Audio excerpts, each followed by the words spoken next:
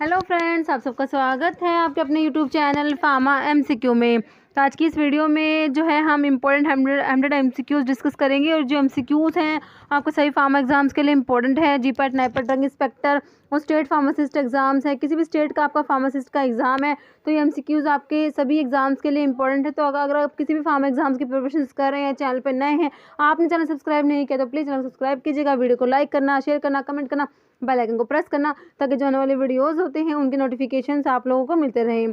चलिए तो वीडियो को स्टार्ट करते हैं। फर्स्ट एडिशन ऑफ जो है आईपी के ऊपर क्वेश्चन है। First edition of Indian pharmacopoeia was published in the year. ठीक है, तो इंडियन फार्माकोपिया का फर्स्ट एडिशन आपसे पूछा है तो आपको आईपी के सारे एडिशंस पता होने चाहिए। किसी के ऊपर भी क्वेश्चन आ सकता है। देखिए, इंडियन फार्माकोपिया है एक, तो इसका क्वेश्चन आता है इसको पब्लिश कौन करता है। Indian pharmacopoeia is published by ministry of health and family welfare, government of India. आपको ये क्वेश्चन एक तो इसके ऊपर आता है। ओके, और एक आईपी के सारे एडिशन जो है आपको फर्स्ट एडिशन से लेके, देखिए फर्स्ट एडिशन जो है कब पब्लिश हुआ था, 1955 में। ठीक है, उसके बाद सेकंड एडिशन है 1966 में, उसके बाद थर्ड है 1985 में, उसके बाद फोर्थ एडिशन जो है आपका कब है, 1996 में है। ठीक है, उसके बाद आता है fifth edition, sixth addition, seventh, eighth addition. तो फिफ्थ एडिशन जो है 2007 में है। फिर उसके बाद आपको 2010 याद रखना होता है, 2014, उसके बाद 2018 होता है। ओके, तो ये आईपी के सारे जो एडिशन है आपको याद रखने हैं। कोई भी पूछ लेते हैं एग्जाम में। फर्स्ट एडिशन काफ़ी बार पूछा जाता है लेकिन और भी पूछ लेते हैं। तो फर्स्ट एडिशन का आपको हो गया कब है, देखिए ऑप्शन देख लेंगे आपने, तो इसका ऑप्शन जो है आपका सी हो जाएगा 1955। ओके, अभी नेक्स्ट क्वेश्चन देखते हैं। क्वेश्चन देखिए क्या है, pharmacy council of India is reconstituted. देखिए फार्मेसी काउंसिल के ऊपर क्वेश्चन है। जो पीसीआई है तो पीसीआई देखिए इसका रिकॉन्स्टिट्यूशन जो होता है, इसका ऑप्शन देख के आंसर कर दीजिए। Every 2 year, every 3 year, every 5 year या एवरी 6 ईयर। तो ये आंसर क्या हो जाएगा, ऑप्शन सी हो जाएगा, एवरी 5 ईयर। ठीक है, देखिए एक होता है फार्मेसी एक्ट। देखिए फार्मेसी एक्ट जो है वो कब पास हुआ था। फार्मेसी एक्ट के लिए आप क्या याद करते हैं, 1948। फार्मेसी एक्ट जो है वो हुआ था 1948 में। और जो फर्स्ट पीसीआई जो है, first pharmacy council of India, PCI जो कॉन्स्टिट्यूट हुई थी वो आपको 1949 है। ओके, तो याद रखना है। और इसको पीसीआई को सेंट्रल काउंसिल भी कहते हैं। ओके, और ये जो इसका रिकॉन्स्टिट्यूशन होता है ये एवरी 5 ईयर होता है, जो हमारे ऑप्शन में दिया हुआ है। ठीक है, तो ये थोड़ा ध्यान रखना। अभी नेक्स्ट क्वेश्चन देखिए। क्वेश्चन है, limulus test is rapid in vitro test for the parental detect the presence of. ठीक है, तो पेरेंटल्स में जो आप लिमुलस टेस्ट पढ़ते हैं, जो LAL टेस्ट होता है, लिमुलस अमीबिसाइड लाइसेट टेस्ट होता है, वो किसकी प्रेजेंस को डिटेक्ट करने के लिए होता है। ठीक है, तो देखिए ऑप्शन है पार्टिकुलेट मैटर, फंगस, पायरोजेंस या बैक्टीरिया। तो ये होता है पायरोजेंस के लिए होता है लिमुलस टेस्ट, जो होता है पायरोजेंस के लिए। देखिए पायरोजेंस जो होते हैं ये क्या होते हैं, ये मेटाबॉलिक प्रोडक्ट होते हैं माइक्रो ऑर्गेनिजम्स के। और ये जो होती है सभी माइक्रो ऑर्गेनिजम्स से प्रोड्यूस होते हैं। लेकिन जो ग्राम नेगेटिव बैक्टीरिया होते हैं ये most potent pyrogenic substance produce करते हैं। ओके, तो पायरोजेंस की प्रॉपर्टीज पता होनी चाहिए, कई बार एग्जाम में पूछ लेते हैं। देखिए पायरोजेंस जो होते हैं ये क्या होते हैं, पॉलीसैकेराइड्स होते हैं। ओके, और ये थर्मोस्टेबल होते हैं। क्या होते हैं, थर्मोस्टेबल होते हैं। और ये वाटर में सोल्यूबल होते हैं। और जो पायरोजेंस होते हैं ये जो बैक्टीरिया प्रूफ फिल्टर्स जो होते हैं उनसे भी पास कर जाते हैं। ठीक है, तो ये कुछ प्रॉपर्टीज़ है पायरोजेंस की, तो आपको पता होनी चाहिए। और इसके लिए ये टेस्ट आपको पता लग गया, लाल टेस्ट होता है लिमुलस टेस्ट। ओके, क्वेश्चन देखिए नेक्स्ट है, term bioavailability refers to the, options देख लीजिए, relationship between physical and chemical properties of a drug and the systemic absorption of a drug, measurement of the rate and extent of therapeutically active drug that reaches the systemic circulation. Next option में दिया movement of drug into the body tissue over time, या dissolution of a drug in the GIT। तो bioavailability का definition आपको पता होना चाहिए। देखिए बायो अवेलेबिलिटी का डेफिनेशन काफ़ी एग्जाम में पूछते हैं, तो ये हो जाएगा option B, measurement of rate and extent of therapeutically active drug that reaches the systemic circulation. Okay, तो ऑप्शन बी आपका राइट हो जाएगा। और बायो अवेलेबिलिटी जो है IV रूट से जब ड्रग देते हैं तो इसकी बायो अवेलेबिलिटी कितनी होती है, 100% होती है। ओके, याद रखना है इसको। नेक्स्ट है product size of 1 to 30 microns में बी ऑब्टेन्ड यूजिंग, ठीक है। तो ये मिल्स के ऊपर क्वेश्चन है। तो जो 1 to 30 जो प्रोडक्ट साइज है कौन सी मिल से ऑब्टेन होएगा ये आपने बताना है। ओके, देखिए आपके डिफरेंट मिल्स जो है, एक तो आपको उनका पता होना चाहिए। देखिए एक तो कटर मिल जो आप पढ़ते हैं, इसका जो मैकेनिज्म होता है इसमें क्या होता है, कटिंग होता है, ठीक है। रोलर मिल में क्या होता है, इसके ऊपर काफ़ी बार क्वेश्चन आता है इसलिए मैं आपको बता रही हूँ। रोलर मिल में होता है कंप्रेशन होता है। फिर हैमर मिल होती है, डिसइंटीग्रेटर होता है। हैमर मिल में और डिसइंटीग्रेटर में क्या पढ़ते हैं आप, इम्पैक्ट पढ़ते हैं। और एक होता है बॉल मिल और एक फ्लूइड एनर्जी मिल, ठीक है। बॉल मिल और फ्लूइड एनर्जी मिल, इनका जो प्रिंसिपल है वो इम्पैक्ट प्लस एट्रिशन होता है, ठीक है। किसका, बॉल मिल का और एंड फ्लूइड एनर्जी मिल का। ओके, और एक होती है एज रनर मिल होती है। एज रनर मिल में आप क्या पढ़ते हैं, क्रशिंग एंड शीयरिंग पढ़ते हैं। ओके, ये तो इनके प्रिंसिपल्स हो गए। अभी आपका क्वेश्चन है प्रोडक्ट साइज के ऊपर, तो प्रोडक्ट साइज भी हमें सभी मिल्स के याद करने पड़ेंगे। देखिए प्रोडक्ट साइज है ना, बॉल मिल, एक तो बॉल मिल है, एक रोलर मिल है, ठीक है। बॉल मिल और रोलर मिल का प्रोडक्ट साइज होता है 20 to 200 मैश, ठीक है। दो का सेम है तो आपको याद कर लेना, ठीक है, बॉल मिल का और रोलर मिल का। एक है CDE मतलब cutter mill, disintegrator and edge runner mill. इन तीनों का जो प्रोडक्ट साइज है वो 20 to 80 मैश होता है, ये भी याद हो गया। ओके, एक है हैमर मिल। हैमर मिल का प्रोडक्ट साइज जो है 4 to 325 मैश होता है। ओके, अब जो आपका ऑप्शंस में जो आपके क्वेश्चन में दिया 1 to 30 माइक्रोन्स, ये किसका प्रोडक्ट साइज है, ये ऑप्शंस देख लीजिए। तो ये हो जाएगा आपका फ्लूइड एनर्जी मिल, ठीक है। फ्लूइड एनर्जी मिल जो है इसका प्रोडक्ट साइज ही काफ़ी बार एग्जाम में पूछते हैं, तो ये 1 to 30 माइक्रोन्स हो जाएगा, ठीक है। तो आपका ऑप्शन सी राइट हो जाएगा। जो 1 to 30 माइक्रोन जो है ये प्रोडक्ट साइज किसका है, फ्लूइड एनर्जी मिल का है, ठीक है। ऑप्शन सी राइट हो जाएगा। और फ्लूइड एनर्जी मिल का प्रिंसिपल मैंने आपको बता दिया, इम्पैक्ट एंड एट्रिशन होता है। ओके, तो काफ़ी इंपॉर्टेंट है। नेक्स्ट क्वेश्चन देखिए, Bloom strength of gelatin range from, देखिए ऑप्शन है 50 to 150 gram, 100 to 200 gram, 150 to 250 ग्राम या 200 to 300 ग्राम। तो जो जेलेटिन का ब्लूम स्ट्रेंथ है वो होता है 150 से 250 ग्राम, ठीक है। 150 to 250 ग्राम होता है। तो ऑप्शन सी आपका बिल्कुल राइट हो जाएगा।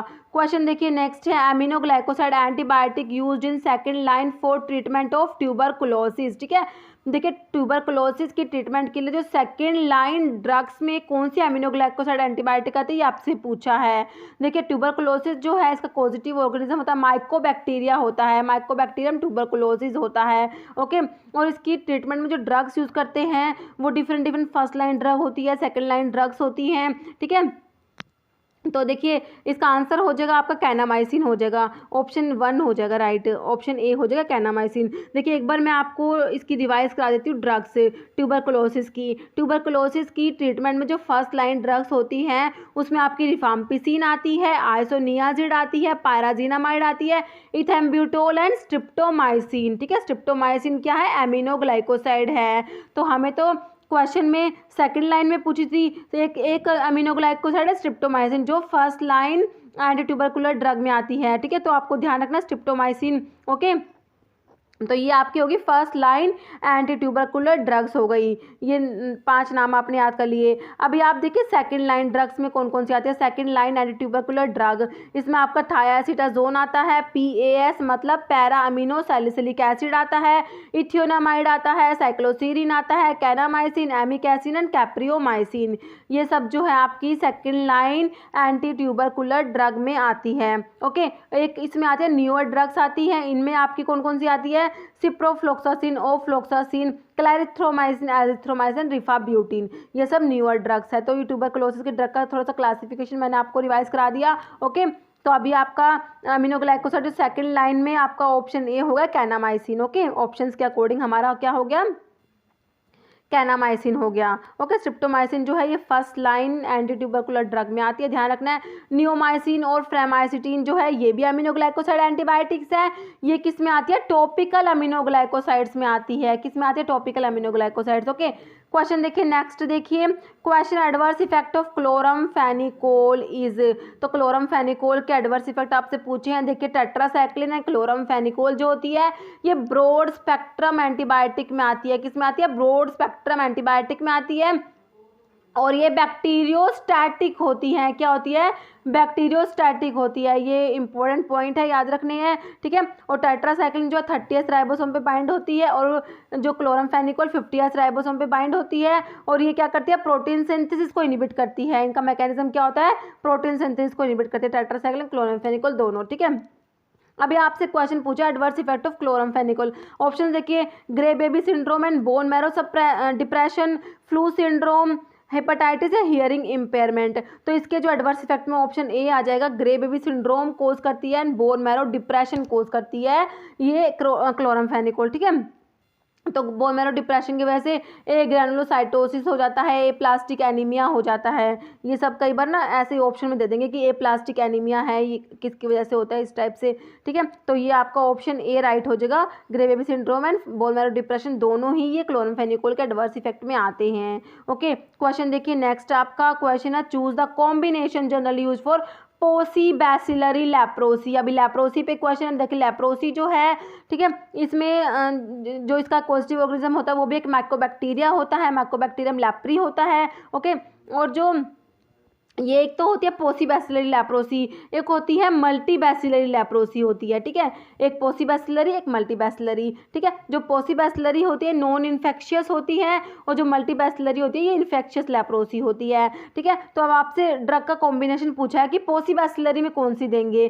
देखिए पोसीबैसिलरी के लिए आपको दो नाम याद रख करने हैं, डेप्सोन एंड रिफाम्पिसिन। देखिए आपके ऑप्शंस में देखिए किसमें डेप्सोन एंड रिफाम्पिसिन दोनों दिए हुए हैं, तो ऑप्शन डी में दिया हुआ है आपको, ठीक है। तो ये जो डेप्सोन एंड रिफाम्पिसिन जो है ये पोसीबैसिलरी लेप्रोसी के लिए कॉम्बिनेशन है, ड्रग का यूज़ करते हैं। और जो मल्टीबैसिलरी लेप्रोसी है इसके लिए कौन कौन सी ड्रग देते हैं कॉम्बिनेशन में, तो इसमें आपको क्या याद करना होता है, डेप्सोन रिफाम्पिसिन, इसके साथ एक और कौन सी, क्लोफाजिमिन याद करनी होती है, ठीक है। तो आपका अगर आपसे मल्टीबैसिलरी का पूछते तो आप क्या आंसर करते, रिफाम्पिसिन, डेप्सोन एंड क्लोफाजिमिन। क्लोफाजिमिन जो है ये एक डाई होती है जिसको लेप्रोसी में यूज़ करते हैं। कई बार क्वेश्चन आता है कौन सी डाई है जो लेप्रोसी में यूज़ होती है, वो आपकी क्लोफाजिमिन होती है। डेप्सोन क्या होता है, ये सल्फोन होता है, डायअमीनो डाइफ्रेंट सल्फोन होता है डेप्सोन, ओके। और रिफाम्पिसिन ऐसी ड्रग है जो लेप्रोसी और ट्यूबरकुलोसिस दोनों में यूज़ होती है। देखिए दो ऐसी ड्रग होती है जो लेप्रोसी एंड ट्यूबरकुलोसिस दोनों में यूज़ होती है, वो एक तो आपकी रिफाम्पिसिन हो गई, एक हो कौन सी होती है, एक और नाम बताइए, इथियोनामाइड होती है, ओके। इथियोनामाइड भी लेप्रोसी में भी यूज़ होती है और ट्यूबरकुलोसिस में भी यूज़ होती है, ध्यान रखना आपको, ओके। तो इसका आपका आंसर हो गया ऑप्शन डी हो गया। क्वेश्चन देखिए 9 है, ART anti retroviral therapy include the drug. देखिए ऑप्शन है एसिक्लोविर, नेविरापिन, एमेंटाडिन या ऑल। तो आपसे एंटी रिट्रोवायरल ड्रग पूछी है, ठीक है। देखिए एंटीवायरल, इसका आंसर तो आप देख लीजिए, इसका आंसर ऑप्शन बी हो जाएगा, नेविरापिन जो है ये एंटी रिट्रोवायरल ड्रग है। तो एंटीवायरल ड्रग का थोड़ा सा क्लासिफिकेशन एक बार हम रिवाइज कर लेते हैं। देखिए इसमें एक तो आती है एंटी हर्पीज वायरस आती है, उसमें आपकी इडोक्सियूरिडिन, एसिक्लोविर, वेलासिक्लोविर, फैमसिक्लोविर, जैनसिक्लोविर, फोस्कारनेट, ये सब ड्रग्स आती हैं। एक होती है एंटी रिट्रोवायरस ड्रग जो आपके क्वेश्चन में पूछा हुआ था। तो एंटी रिट्रोवायरस में एक तो आपके होते हैं न्यूक्लियोसाइड रिवर्स ट्रांसक्रिप्टेज इनिबिटर होते हैं, ठीक है। और एक होते हैं non nucleoside reverse transcriptase inhibitor होते हैं। तो न्यूक्लियोसाइड रिवर्स ट्रांसक्रिप्टेज इनिबिटर में कौन कौन सी ड्रग आती है, जिडोव्यूडिन, डाइडाइनोसिन, जैलसिटाबिन, स्टैवुडिन, लैमिवुडिन एंड एबेकावीर। तो ये सब जो आपकी किस में आती हैं, न्यूक्लियोसाइड रिवर्स ट्रांसक्रिप्टेज इनिबिटर में आती हैं, ओके। और एक होता है आपका non nucleoside reverse transcriptase inhibitor, तो उसमें कौन कौन सी ड्रग आती हैं, तो नॉन न्यूक्लियोसाइड के लिए मैं आपको याद करना बताती हूँ, ई एंड डी से हम याद करते हैं, एंड से नेविरापिन, इफाविरैन, जो डिलावेडिन, ये होती है non nucleoside reverse transcriptase inhibitor, ठीक है। तो आपके ऑप्शंस में अभी नेविरापिन दिया हुआ था ना, ठीक है। तो ये आपका हो गया एंटीवायरल ड्रग का थोड़ा सा क्लासिफिकेशन मैंने आपको रिवाइज करा दिया, ओके। तो आपका आंसर हो गया ऑप्शन बी, नेविरापिन। और जो एमेंटाडिन है, ठीक है, ये भी एंटीवायरल होती है, ठीक है। इसको इन्फ्लुएंजा वायरस के लिए यूज़ करते हैं और इसको पार्किंसंस में भी यूज़ करते हैं, ओके। ये भी आपको याद रखना है। क्वेश्चन देखिए नेक्स्ट, देखिए क्वेश्चन है आपका, neomycin administered by the route. Option देखिए इंट्रामस्कुलर, इंट्रावीनस, टॉपिकल या ओल। तो नियोमाइसिन किस में आती है, ये एक अमीनोग्लाइकोसाइड होती है, मैंने अभी आपको बताया। टॉपिकल अमीनोग्लाइकोसाइड में दो ड्रग आती है आपकी, एक तो नियोमाइसिन आती है, एक फ्रेमाइसिटीन आती है, ओके। तो नियोमाइसिटीन अभी आपको पता लग ही गया होगा नियोमाइसिन को कौन से रूट से देंगे, तो ऑप्शन सी आपका टॉपिकल राइट हो जाएगा, ओके। तो एक बार इसका क्लासिफिकेशन थोड़ा सा देख लीजिए। अमीनोग्लाइकोसाइड्स में देखिए एक तो सिस्टमिक होती है, एक टॉपिकल होती है। सिस्टमिक अमीनोग्लाइकोसाइड्स जो होती है, ठीक है, तो सिस्टमिक जो है उसमें आपकी स्ट्रिप्टोमाइसिन, जेंटामाइसिन, कैनामाइसिन, टोब्रामाइसिन, एमिकैसिन, सिसोमिसिन, नाइट्रिलमिसिन, ये सारी सिस्टमिक अमीनोग्लाइकोसाइड्स में आती है। और टॉपिकल अमीनोग्लाइकोसाइड्स में दो आती है आपकी, नियोमाइसिन और फ्रामाइसिटिन। ओके, तो ये अमीनोग्लाइकोसाइड्स के बारे में। और अमीनोग्लाइकोसाइड्स जो होती है ये जो प्रोटीन सिंथेसिस को ही इनिबिट करती है, जैसे टेट्रासाइक्लिन क्लोरोफेनिकल प्रोटीन सिंथेसिस को इनिबिट करती है, वैसे ही अमीनोग्लाइकोसाइड भी क्या करती है, प्रोटीन सिंथेसिस को इनिबिट करती है। ओके, नेक्स्ट देखिए क्वेश्चन है आपका ग्रीसियोफल्विन इज, ऑप्शन देखिए anti fungal, anti bacterial, antivirus या एंटी मलेरियल। तो ग्रीसियोफल्विन क्या है, ये एक एंटी फंगल ड्रग है। ऑप्शन ए राइट हो जाएगा आपका, एंटी फंगल। ओके, तो देखिए मैंने थोड़ा सा एंटी फंगल का क्लासिफिकेशन भी यहाँ पे लिया है। देखिए एंटी फंगल ड्रग्स में एक तो आप पढ़ते हैं एंटीबायोटिक्स आती है। एंटीबायोटिक्स में एक तो हमारी पोलीइन एंटीबायोटिक्स आती है। पोलीइन एंटीबायोटिक्स में हम पढ़ते हैं एम्फोटेरिसिन बी, निस्टैटिन, हामायसिन और नाइटामायसिन। नाइटामायसिन को पाइमेरासिन भी बोलते हैं। तो कई बार क्वेश्चन आता है कौन सी पोलीइन एंटीबायोटिक है, तो आपको चारों नाम याद रखने होते हैं, ठीक है। और एक आता है हिट्रोसाइक्लिक बेंजोफ्यूरान, जिसमें हमारा आता है ग्रीसियोफल्विन, जो हमारे ऑप्शन में दिया हुआ था, ठीक है। और एक इसमें एंटी मेटाबोलाइट्स पढ़ते हैं जिसमें आपका फ्लूसाइटोसिन आता है। और एक अजोल्स आते हैं, अजोल्स में इमिडाजोल्स आते हैं, ट्रायाजोल्स आते हैं। इमिडाजोल्स में आपके टॉपिकल आता है, सिस्टमिक आता है। टॉपिकल में क्लोट्रीमाजोल, इकोनाजोल, मिकोनाजोल, ऑक्सीकोनाजोल होते हैं। और सिस्टमिक में हमारा कीटोकोनाजोल आता है। और जो ट्रायाजोल्स होते हैं, ट्रायाजोल्स को हम आईवीएफ से याद करते हैं, इट्राकोनाजोल, फ्लूकोनाजोल, वोरिकोनाजोल, ठीक है, ये आपके ट्रायाजोल्स आते हैं, ठीक है। सिंपल क्लासिफिकेशन है, क्लासिफिकेशन से क्वेश्चन आपको पता ही है, काफ़ी बार एग्जाम में आते ही रहते हैं, ठीक है। और इसमें एक कैटेगरी आती है अलाइल अमीन की, जिसमें आपका टर्बिनाफिन और नेफ्टिफिन आता है।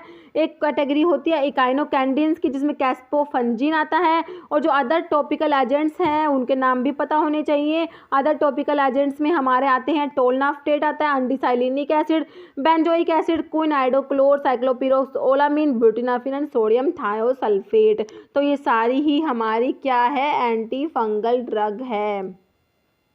ओके, नेक्स्ट क्वेश्चन देखिए, broad spectrum anti fungal are, option देखिए imidazoles and triazoles, griseofulvin, fluoroquinolones या chloramphenicol. Broad spectrum anti fungal पूछा है, ध्यान रखना है। ब्रॉड स्पेक्ट्रम एंटी फंगल में आपका हो जाएगा इमिडाजोल्स एंड ट्रायाजोल्स, ऑप्शन ए राइट हो जाएगा। ओके, क्वेश्चन देखिए नेक्स्ट है, rifampicin is Contra indicated for the patients of, देखिए जॉन्डिस, हाइपरटेंशन, रीनल डिसफंक्शन या एड्स। देखिए रिफाम्पिसिन का जब आप एडवर्स इफेक्ट पढ़ते हैं तो उसमें आपके देखिए कौन कौन से आते हैं, उसमें आपका आता है हिपेटाइटिस कोज करती है, ये फ्लू सिम्टम्स कोज करती है, और एक क्या करती है, orange discoloration of urine, sweats and body fluids, ठीक है। तो इसलिए जो इसका जो एडवर्स इफेक्ट में आप देखिए, एक तो ये ऑरेंज डिस्कलरेशन वाला काफ़ी बार एग्जाम में पूछते हैं कि कौन सी ड्रग है जिससे यूरिन स्वेट्स वगैरह इनका कलर जो ऑरेंज हो जाएगा, तो रिफाम्पिसिन आपने याद करना होता है। और इसका एडवर्स इफेक्ट में हेपेटाइटिस आता है ना, इसीलिए इसको जो है आपका ऑप्शन ए राइट हो जाएगा। जॉन्डिस में अगर किसी पेशेंट को जॉन्डिस है तो उसमें रिफाम्पिसिन जो है कॉन्ट्रा इंडिकेटेड है, ठीक है, तो आपका ऑप्शन ए राइट हो जाएगा।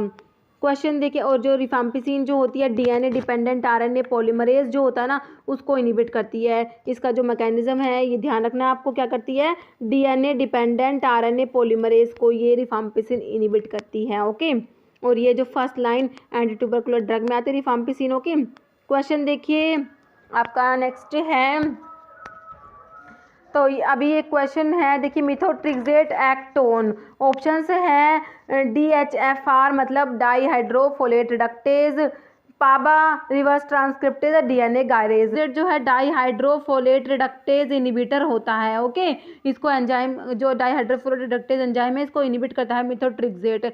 और मिथोट्रिक्सेट आती किसमें, एक बार इसे देख लेते हैं इसको। देखिए जो आप एंटी कैंसर ड्रग पढ़ते हैं, एंटी कैंसर ड्रग में एंटी मेटाबोलाइट एक कैटेगरी आती है, उसमें फोलेट एंटागनिस्ट होता है, एक उसमें आपका मिथोट्रिक्सेट आता है, ठीक है। तो मिथोट्रिक्सेट क्या होता है, फोलेट एंटागनिस्ट होता है। और इसमें जो एंटी मेटाबोलाइट में एक प्यूरिन एंटागनिस्ट होते हैं, इनके नाम भी आपको पता होना चाहिए, 6 मरकैप्टोप्यूरिन, 6 थायोग्वानिन, एजाथायोप्रिन एंड फ्लूडाराबिन। और एक और होता है इसमें पिरिमिडिन एंटागनिस्ट, जिसमें आपकी कौन कौन सी ड्रग आती है, 5-फ्लोरोयूरासिल और साइटारैबिन, जिसको साइटोसिन और रैबिनोसाइड्स भी बोलते हैं। ओके, तो ये सब आपके हो गए एंटी मेटाबोलाइट्स के बाद। Is the combination of anti cancer antibiotic, option देख लीजिए, doxorubicin, bleomycin, doxorubicin and streptomycin, bleomycin and vancomycin, methotrexate and chlorambucil. तो इसमें पूछा आपसे एंटी कैंसर एंटीबायोटिक का कॉम्बिनेशन बताना है कौन सा है। देखिए पहले ऑप्शन में आपको डॉक्सोरुबिसिन एंड ब्लियोमाइसिन दिया है, तो अभी रुकिए इस ऑप्शन को। नेक्स्ट ऑप्शन देखिए, डॉक्सोरुबिसिन एंड स्ट्रिप्टोमाइसिन। तो स्ट्रिप्टोमाइसिन आपको पता है एमिनोग्लाइकोसाइड एंटीबायोटिक्स में आती है ना, एमिनोग्लाइकोसाइड एंटीबायोटिक्स जब आप पढ़ते हो उसमें स्ट्रिप्टोमाइसिन, जेंटामाइसिन, कैनामाइसिन, एमिकैसिन, सिसोमिसिन, नाइट्रोमिसिन, ये सब ड्रग्स आती है। ठीक है, तो ये एमिनोग्लाइकोसाइड एंटीबायोटिक हो गई, तो ये ऑप्शन आपका कट जाएगा। नेक्स्ट ऑप्शन में ब्लियोमाइसिन एंड वैनकोमाइसिन, तो वैनकोमाइसिन जो है ग्लाइकोपेप्टाइड एंटीबायोटिक्स में आती है, ये भी नहीं होगा, इसमें से ये भी ऑप्शन कट जाएगा। नेक्स्ट ऑप्शन में देखा आपको मिथोट्रिक्सेट एंड क्लोराम्ब्यूसिल, तो मिथोट्रिक्सेट भी कोई एंटीबायोटिक नहीं है और इसका आपका हो जाएगा, ये ऑप्शन भी कट जाएगा, आपका ऑप्शन ए हो जाएगा। डॉक्सोरुबिसिन, ब्लियोमाइसिन जो है एंटी कैंसर एंटीबायोटिक्स में आती है। तो एक बार देख लीजिए कौन कौन सी है जो एंटी कैंसर एंटीबायोटिक्स होती है। आपका ऑप्शन तो ए राइट हो गया। बाकी एंटी कैंसर एंटीबायोटिक्स में आपकी एक्टिनोमाइसिन डी आती है, जिसको डेक्टिनोमाइसिन भी बोल देंगे। डॉक्सोरुबिसिन, डोनोरुबिसिन को रुबिडोमाइसिन भी बोलते हैं। मिटोजेंट्रोन है, ब्लियोमाइसिन है, मिटोमाइसिन सी। तो ये सारी आपकी एंटी कैंसर एंटीबायोटिक्स हैं। ओके, नेक्स्ट क्वेश्चन पे चलिए। क्वेश्चन है plant alkaloid use as anti cancer, option देख लीजिए, टेक्सेन, इटोपोसाइड, विनक्रिस्टिन या ऑल ऑफ द अबव। तो आंसर क्या हो जाएगा, इसका आंसर करिए आप लोग।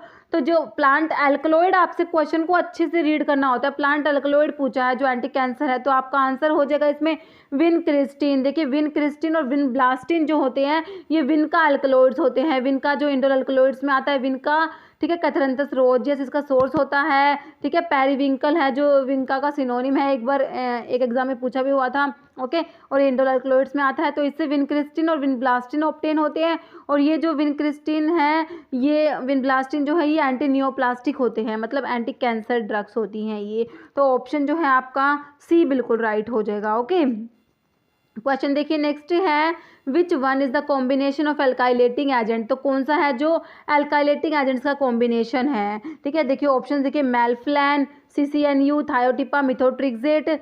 तो मिथोट्रिक्सेट एल्काइलेटिंग एजेंट में आता है क्या। एंटी कैंसर की क्लासिफिकेशन से बिल्कुल सिंपल क्वेश्चन। चलिए नेक्स्ट ऑप्शन देख लीजिए आप, dacarbazine, chlorambucil, cyclophosphamide and thiotepa. Next option है आपका thiotepa, six mercaptopurine, melphalan, carmustine. Next option है procarbazine, cisplatin, L asparaginase and thiotepa. तो देखिए इसमें से कौन सा है जो एल्काइलेटिंग एजेंट्स है उसका कॉम्बिनेशन है। तो इसके लिए एक बार आप देख लीजिए कौन कौन सी ड्रग है जो एल्काइलेटिंग एजेंट्स में आती है। अगर अभी आपको ध्यान नहीं है तो मैं आपको एक बार रिवाइज करा देती हूँ। देखिए एल्काइलेटिंग एजेंट्स में आपके नाइट्रोजन मस्टर्ड्स आते हैं, जिसमें आपका मीक्लोरिथामिन या मस्टिन HCl आता है, साइक्लोफॉस्फेमाइड, आईफॉस्फेमाइड, क्लोराम्ब्यूसिन एंड मेल्फ्लैन, ये नाइट्रोजन मस्टर्ड्स हो गए। फिर एल्काइलेटिंग एजेंट्स में ही कैटेगरी इथाइलिन अमीन्स की आती है, इसमें थायोटिपा आ जाएगा।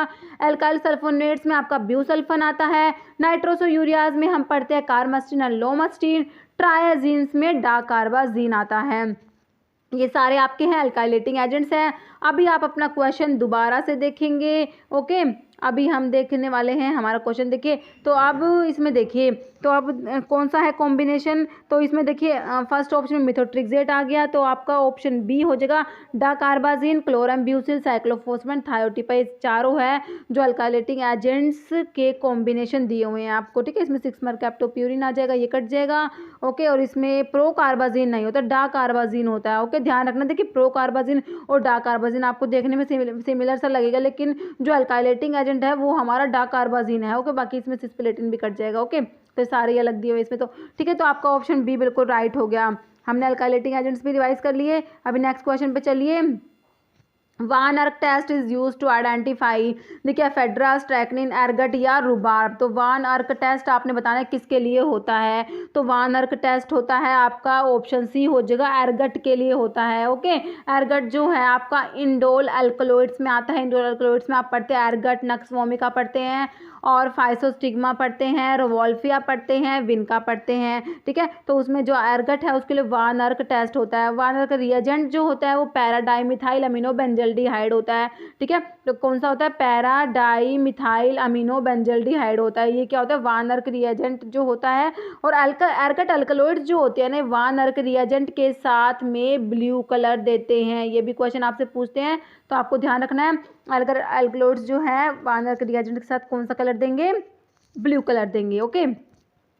एफेड्रा इसमें ऑप्शंस में है, ये अमीनो अल्कलॉइड्स में आता है। स्ट्राइकनिन किस में आता है, स्ट्राइकनिन ब्रूसी नक्स वोमिका में प्रेजेंट होते हैं। नक्स वोमिका जो कि इंडोल अल्कलॉइड्स में ही आता है, नक्स वोमिका, जिसको क्राउ फिग सीड भी बोलते हैं। इसका सिनोनिम होता है क्राउ फिग सीड होता है नक्स वोमिका का सिनोनिम जो होता है, ओके। रुबार्ब किस में आता है, रुबार्ब आता है आपका एंथ्राक्विनोन ग्लाइकोसाइड्स में आता है। सेना अलो रुबार्ब कैस्कैरा ये सब आते हैं एंथ्राक्विनोन ग्लाइकोसाइड्स में आते हैं, ओके। तो इसका हमारा ऑप्शन जो है सी राइट हो गया कि एर्गट। नेक्स्ट क्वेश्चन देखिए, which one is second generation cephalosporin. तो सिफालोस्पोरिन्स के ऊपर क्वेश्चन है। देखिए पेनिसिलिन होती है, सिफालोस्पोरिन्स होती है, सेल वॉल पे एक्ट करती हैं, है ना। अभी हमने पढ़े थे हमारे जो 5000 MCQ की सीरीज में, हमने अभी एंट्री माइक्रोवेल स्टार्ट कर रखा है, उसमें अभी हमने पेनिसिलिन के बारे में, सिफालोस्पोरिन्स के बारे में पढ़ा था, ठीक है। तो इसमें जो सिफालोस्पोरिन्स की सेकंड जनरेशन कौन सी है आपको बतानी है। देखिए सिफेरॉक्सिम एक्सिटिल, सिफपॉडॉक्सिम प्रॉक्सिटिल, सिफोटॉक्सिम या सिफपिम। देखिए सेकंड जनरेशन बतानी है। देखिए सिफपिम, तो एक तो आपको सिफपिम और सिफपिरोम, तो फोर्थ जनरेशन में 2 ही ड्रग याद करनी होती है, बिल्कुल आसानी से याद हो जाती है। सिफपिम और सिफपिरोम 2 ड्रग है, ठीक है। तो अभी आपका जो देख लीजिए कि कौन सी जनरेशन में कौन सी आती है। देखिए फर्स्ट जनरेशन में आपने सारी सिफा वाली याद करनी होती है, सिफालिक्सिन, सिफालोथिन, सिफाजोलिन, सिफ्राड्रोक्सिल, सिफ्राडिन, ये आपकी फर्स्ट जनरेशन की होती है, ठीक है। और जो है आपकी जो इसमें है सिफोटॉक्सिम एंड सिफपोडॉक्सिम प्रोक्सिटिल, ये आपकी है थर्ड जनरेशन सिफेलोस्पोरिन्स है। सिफपिम और सिफपिरोम फोर्थ जनरेशन में आती है, ओके। तो आपकी ये जो हो जाएगी ऑप्शन जो है ए राइट हो जाएगा। सिफेरॉक्सिम एक्सिटिल जो है ये हमारी है कौन सी, सेकंड जनरेशन सिफेलोस्पोरिन्स है, ओके। सेकंड जनरेशन में एक तो हमारे सिफिरोक्सिम एक्सिटिल हो गई, ठीक है। एक सिर्फ सिफिरोक्सिम भी आता है सेकंड जनरेशन में, ओके। एक होते हैं सिफोक्सिटिन, ठीक है। और एक सिफैक्लोर भी होती है, सिफैक्लोर, ये आपकी सेकंड जनरेशन होती है। और जो सिफपोडॉक्सिम प्रोक्सिटिल और सिफोटॉक्सिम मैंने आपको बता दिया थर्ड जनरेशन में आती है। सिफपिम आपको पता ही है फोर्थ जनरेशन की है। फोर्थ जनरेशन की 2 याद करते हैं हम, कौन कौन सी, एक तो सिफपिम है और एक सिफपिरोम होती है, ओके। तो आपका ऑप्शन ए राइट हो गया, सेकंड जनरेशन में सिफिरोक्सिम एक्सिटिल आ जाएगा। नेक्स्ट क्वेश्चन देखिए, आपका क्वेश्चन है following statement is true for lotions except. तो इसमें से देख बता रहा, इसमें दिया हुआ कौन कौन से स्टेटमेंट, मतलब इसमें से जो लोशंस के लिए ट्रू है एक को छोड़ के। देखिए aqueous alcoholic solution suspension in aqueous media. Next option है applied with friction, applied on broken skin या नन ऑफ द अबव। तो देखिए कौन कौन से ट्रू है इसमें, एक को छोड़ के देखिए अप्लाई विद फ्रिक्शन, ठीक है। तो इनका ऑप्शन बी राइट हो जाएगा। देखिए लोशन और लिनीमेंट्स के बारे में ना आपको पता होना चाहिए, कई बार इनका बिल्कुल क्वेश्चन आता है इनके ऊपर। देखिए लोशंस जो है इनको जो है फ्रिक्शन से अप्लाई करते हैं, सॉरी अप्लाई विद फ्रिक्शन, तो फ्रिक्शन से अप्लाई नहीं करते, विदाउट फ्रिक्शन अप्लाई करते हैं। जो लिनीमेंट्स होते हैं ना उनको फ्रिक्शन से अप्लाई करते हैं, इसलिए लिनीमेंट्स को ब्रोकन स्किन पे अप्लाई नहीं कर सकते, किसको, लिनीमेंट्स को। और लोशंस को ब्रोकन स्किन पे अप्लाई कर सकते हैं। तो इसलिए जो लिनीमेंट्स के जो लेबलिंग होती है ना उसके ऊपर ना एक वार्निंग होती है, क्या होती है, not to be applied to open wound और ब्रोकन स्किन। कई बार आपसे पूछ लेते हैं कि ये जो लेबलिंग है ये किसके लिए होती है, not to be applied on कि ब्रोकन जो ओपन वाउंड है ब्रोकन स्किन पे अप्लाई नहीं करना, ये लेबलिंग होती है किसकी, लिनीमेंट्स की होती है, ठीक है। लोशंस के लिए ऐसा नहीं होता, तो आपको ये थोड़ा सा डिफरेंस इनका समझना होगा। तो ये अप्लाइड विद फ्रिक्शन जो है ये किसके लिए है, लिनीमेंट्स के लिए, लोशंस के लिए नहीं है। तो आपका ऑप्शन बी को छोड़ के बाकी ये सही है कि aqueous alcoholic solution suspension in aqueous media applied on broken skin, दोनों बातें बिल्कुल सही लिखी हुई होगी, ऑप्शन बी हमारा राइट हो जाएगा। नेक्स्ट है hypotensive effect of clonidine is due to its action on. देखिए ऑप्शन है α1 एड्रेनोसेप्टर, α2 एड्रेनोसेप्टर, H2 रिसेप्टर या H1 रिसेप्टर, ओके। तो जो क्लोनिडीन है तो इसका आंसर हो जाएगा ऑप्शन बी हो जाएगा, α2 एड्रेनोसेप्टर जो है इसका ऑप्शन बी राइट हो जाएगा, ओके। क्लोनिडीन जो है एंटी हाइपरटेंसिव होती है। क्लोनिडीन जो देखिए क्लोनिडीन जो है इमिडाजोलिन डेरिवेटिव होता है, ओके। और जो आप एंटी हाइपरटेंसिव पढ़ते हो उसमें सेंट्रल सिंपैथोलिटिक्स में आती है क्लोनिडीन यानी मिथाइल डोपा 2 ड्रग आती है ना सेंट्रल सिंपैथोलिटिक्स में, ओके। और एक क्लोंड्रिन के बारे में काफ़ी इंपॉर्टेंट इंटरेक्शन होती है। देखिए जो ट्राईसाइक्लिक एंटी डिप्रेसेंट्स जो होते हैं and chlorpromazine abolish the anti hypertensive effect of clonidine by blocking alpha receptor on which clonidine act. तो ये कई बार पूछ लेते हैं एग्जाम में, ये आपको याद रखना है ये इंटरेक्शन, ठीक है। TCAs जो है ट्राईसाइक्लिक एंटी डिप्रेसेंट्स और क्लोरप्रोमाजिन जो आपका फिनोथायाजिन डेरिवेटिव होता है, तो ये क्या करते हैं क्लोंड्रिन के एंटी हाइपरटेंसिव इफेक्ट को एबोलिश कर देते हैं। ओके, नेक्स्ट क्वेश्चन देखिए, आपका क्वेश्चन है RBCR haemolysis in glucose 6 phosphate dehydrogenase deficiency by. देखिए ऑप्शंस देखिए एम्पिसिलिन, डेप्सोन, जेंटामाइसिन या ऑल ऑफ द अबव, ठीक है। तो इसमें से कौन सी ड्रग है जिसको अगर ग्लूकोज 6 फॉस्फेट डिहाइड्रोजनेज की डेफिशिएंसी जिन पेशेंट्स में होती है उनको देंगे तो उनमें मतलब कि RBC का हिमोलिसिस हो जाएगा, हिमोलिटिक एनीमिया जिनको हो जाता है, तो वो आपकी आंसर हो जाएगा ऑप्शन बी हो जाएगा, डेप्सोन हो जाएगा, ठीक है। डेप्सोन को इसलिए जिनको ग्लूकोज 6 फॉस्फेट डिहाइड्रोजनेज की डेफिशिएंसी होती है उनमें डेप्सोन को नहीं देते, क्या हो जाएगा, हो जाता है हिमोलिटिक एनीमिया हो जाता है। और भी ऐसी कई ड्रग है, जैसे आप एक नाइट्रोफुरेंटोइन पढ़ते हैं, है ना, एक आपकी एंटी मलेरियल ड्रग में हमने प्राइमाक्विन पढ़ी थी ना, प्राइमाक्विन, उसको भी नहीं देते इसमें, ठीक है। तो और भी होंगी कई ड्रग, तो एक आपकी डेप्सोन हो गई। डेप्सोन जो है इसको लेप्रोसी में यूज़ करते हैं, ठीक है। ये एक सल्फोन होता है, डाईअमीनो डाईफिनाइल सल्फोन होता है डेप्सोन। ओके, क्वेश्चन देखिए नेक्स्ट है आपका, following type of anaesthesia is produced by ketamine, ठीक है। देखिए जनरल, लोकल, डिसोसिएटिव और टॉपिकल। तो कीटामिन जो होता है डिसोसिएटिव एनेस्थीसिया प्रोड्यूस करता है, ऑप्शन जो है आपका सी हो जाएगा, डिसोसिएटिव एनेस्थीसिया। ओके, क्वेश्चन देखिए नेक्स्ट है, liver microsomal enzymes are stimulated by. तो एंजाइम इंड्यूसर सिंपली आपसे पूछा हुआ कौन सा है, देखिए सिमेटिडिन, फिनोबार्बिटोन, प्रोकेन या एड्रीनेलिन। तो इनमें से एंजाइम इंड्यूसर है आपका फिनोबार्बिटोन दिया हुआ है, ऑप्शन बी राइट हो जाएगा। रिफाम्पिसिन भी होता है, ठीक है, एंजाइम इंड्यूसर होता है। सिमेटिडिन जो इसमें दिया हुआ है ये क्या होता है, एंजाइम इनिबिटर होता है सिमेटिडिन। ओके, H2 एंटागनिस्ट होता है सिमेटिडिन, ठीक है। और ये प्रोकेन जो है लोकल एनेस्थेटिक्स में आता है प्रोकेन। नेक्स्ट क्वेश्चन देखिए, क्वेश्चन है प्रोप्रेनोलोल के ऊपर क्वेश्चन है। प्रोप्रेनोलोल के बारे में 4 बातें लिखी हुई है। देखिए क्वेश्चन ऑप्शंस देखिए आपके, reduce myocardial oxygen consumption, next है beta 1 receptor selective blocker, next has intrinsic sympathomimetic activity, and the last option is hypotensive agent in patients with normal blood pressure. देखिए प्रोप्रेनोलोल जो होता है आपका नॉन सेलेक्टिव बीटा ब्लोकर में आता है, किस में आता है, नॉन सेलेक्टिव बीटा ब्लोकर में आता है। तो आप ऑप्शन बी तो काट ही देंगे कि बीटा 1 सेलेक्टिव ब्लोकर नहीं होता। बीटा 1 सेलेक्टिव ब्लोकर अगर आपको पता हो तो कौन कौन सी ड्रग आती है उसमें एक बार रिवाइज कर लीजिए। उसमें मीटोप्रोलोल आता है, एटिनोलोल आता है, एस ब्यूटोलोल आता है, बिसोप्रोलोल आता है, एस्मोलोल आता है, और एक होता है बिटेक्सोलोल भी आता है। और 2 ड्रग और बच गई, कौन सी, सैलिप्रोलोल होती है, एक नेबिवोलोल होती है। देखिए आपको सारे नाम पता होने चाहिए। बीटा 1 सेलेक्टिव जो ब्लोकर होता है, कार्डियो सेलेक्टिव बीटा ब्लोकर जिनको बोलते हैं, कई बार भी कुछ सीधा क्वेश्चन आता है which one is the cardio selective beta blocker. Okay, तो इसके जितने नाम है ना आपको सारे पता होने चाहिए, ठीक है। तो ये ऑप्शन तो हमारा कट जाएगा, बीटा 1 सेलेक्टिव ब्लोकर में तो नहीं आएगा ये। हैज इंट्रिंसिक सिंपैथोमिमेटिक एक्टिविटी, ठीक है। नेक्स्ट ये जो ऑप्शन है ये भी कट जाएगा, क्योंकि जो प्रोप्रेनोलोल होता है तो ये होता है विदाउट इंट्रिंसिक सिंपैथोमिमेटिक एक्टिविटी वाली ड्रग में आता है। जब क्लासिफिकेशन जब आप पढ़ते हैं नॉन सेलेक्टिव बीटा ब्लोकर्स का, तो उसमें आता है एक विदाउट इंट्रिंसिक सिंपैथोमिमेटिक एक्टिविटी, उसमें आपका प्रोप्रेनोलोल आता है, सोटेलोल आता है, टिमोलोल आता है। और जो विद इंट्रिंसिक सिंपैथोमिमेटिक एक्टिविटी जो होती है उसमें आपका पिंडोलोल आता है। ओके, तो आपका ये ऑप्शन भी कट जाएगा, ऑप्शन सी भी कट जाएगा, ऑप्शन बी भी कट जाएगा, ठीक है। Is a hypotensive agent in patients with normal blood pressure, तो ये भी नहीं होता। बाकी आपका ऑप्शन ए राइट हो जाएगा। प्रोप्रेनोलोल क्या करता है, produce myocardial oxygen consumption, reduce करता है मायोकार्डियल ऑक्सीजन कंजप्शन को रिड्यूस करेगा। तो ऑप्शन जो है आपका ए राइट हो जाएगा। ओके, नेक्स्ट देखिए क्वेश्चन है, बिनोरिलेट इज ए प्रोड्रग। तो बिनोरिलेट क्या है, एक प्रोड्रग है। Chemical it is polymeric condensation product of, option देखिए aluminium oxide and aspirin and acetyl salicylic ester of phenol and acetyl salicylic ester of paracetamol या acetyl salicylic ester of beta naphthol, ठीक है। बिनोरिलेट क्या है, सबसे पहले तो आपको पता होना चाहिए, एक प्रोड्रग है, काफ़ी इंपॉर्टेंट प्रोड्रग है। तो ये क्या होता है, कंडेंसेशन प्रोडक्ट होता है किसका, तो ये होता है ऑप्शन सी हो जाएगा, acetyl salicylic ester of paracetamol. Okay, option C आपका बिल्कुल राइट हो जाएगा। Next one of the following selective beta 2 stimulant, देखिए सेलेक्टिव बीटा 2 स्टिमुलेंट होते हैं, ब्रोंकोडायलेटर होते हैं, ब्रोंकियल अस्थमा में इनको यूज़ करते हैं।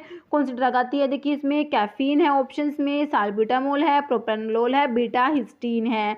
तो आपका इसका आंसर हो जाएगा ऑप्शन बी, साल्ब्यूटामोल हो जाएगा। ओके, साल्ब्यूटामोल क्या होता है, ये सेलेक्टिव बीटा 2 स्टिमुलेंट हो जाएगा साल्ब्यूटामोल। तो इसमें और भी ड्रग्स आती हैं, कौन कौन सी आती है, साल्ब्यूटामोल है, टर्ब्यूटालिन है, साल्मिटिरोल, फॉर्मिटिरोल और ये सब आती हैं। ठीक है, तो ये सब क्या होता है, सेलेक्टिव बीटा 2 स्टिमुलेंट्स होते हैं।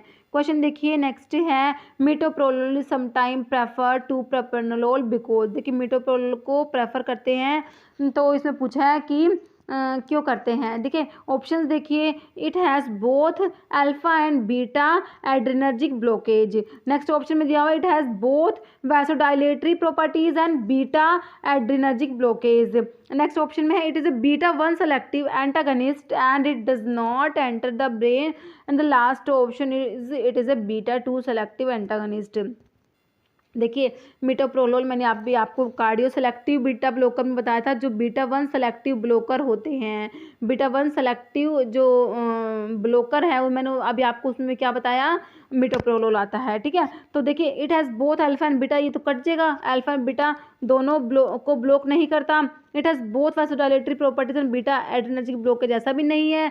It is a beta 1 selective antagonist and it does not enter the brain. तो ये आपका बिल्कुल सही हो जाएगा ऑप्शन 3, बीटा 1 सेलेक्टिव एंटागनिस्ट होता है, does not enter the brain. Option C जो है आपका बिल्कुल सही हो जाएगा।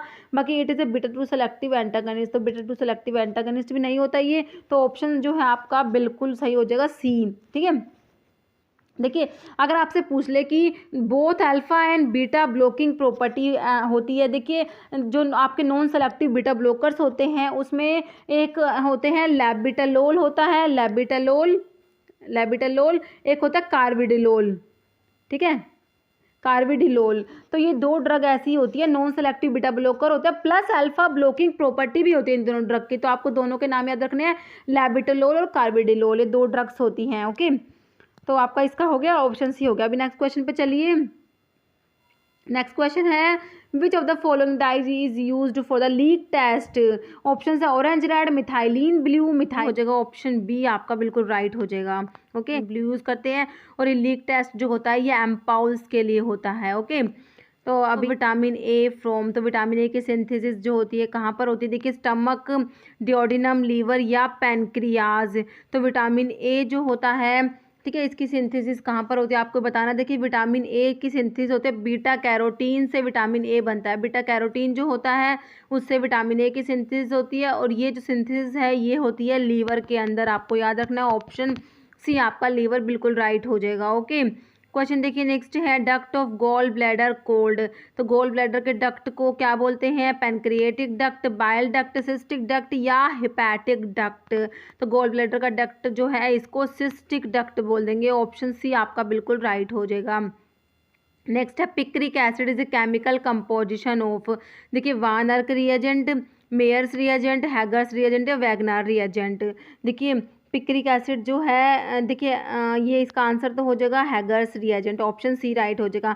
देखिए जब आप अल्कलॉइड्स के जनरल टेस्ट पढ़ते हैं तो उसमें आपका आता है मेयर्स टेस्ट आता है जिसमें मेयर्स रिएजेंट यूज़ होता है। ठीक है, वैगनार्स रिएजेंट होता है, ड्रैगनड्रॉफ रिएजेंट होता है और एक हैगर्स रिएजेंट होता है। ठीक है, तो आपको इनमें पता होना चाहिए कि रिएजेंट की कंपोजिशन क्या है। मेयर्स रिएजेंट में होता है पोटाशियम मरकरी आयोडाइड। ठीक है, एम को एम से रिलेट करके पोटाशियम मरकरी आयोडाइड याद रख सकते हैं हम। ओके, और जो ड्रैगनड्रॉफ रिएजेंट है इसमें होता है पोटाशियम बिस्मथ आयोडाइड होता है।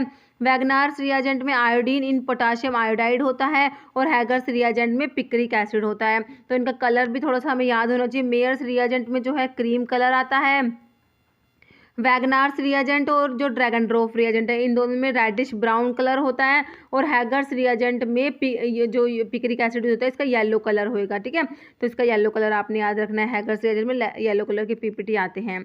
ओके, तो ये हमारे सारे रिएजेंट्स की कंपोजिशन हो गई। तो आंसर इसका हैगर्स रिएजेंट हो गया। बाकी जो वान आर्क रिएजेंट है ये मैंने आपसे क्लियर किया था, तो ये किसके होता है, एर्गट अल्कलॉइड्स के लिए होता है वान आर्क रिएजेंट टेस्ट, है ना। वान आर्क रिएजेंट, और जो वान आर्क रिएजेंट होता है वो होता है para di methyl amino benzaldehyde होता है और एर्गट अल्कलॉइड्स जो होते हैं वान आर्क रिएजेंट के साथ ब्लू कलर देते हैं। ये सारी बातें हमें याद रखनी है।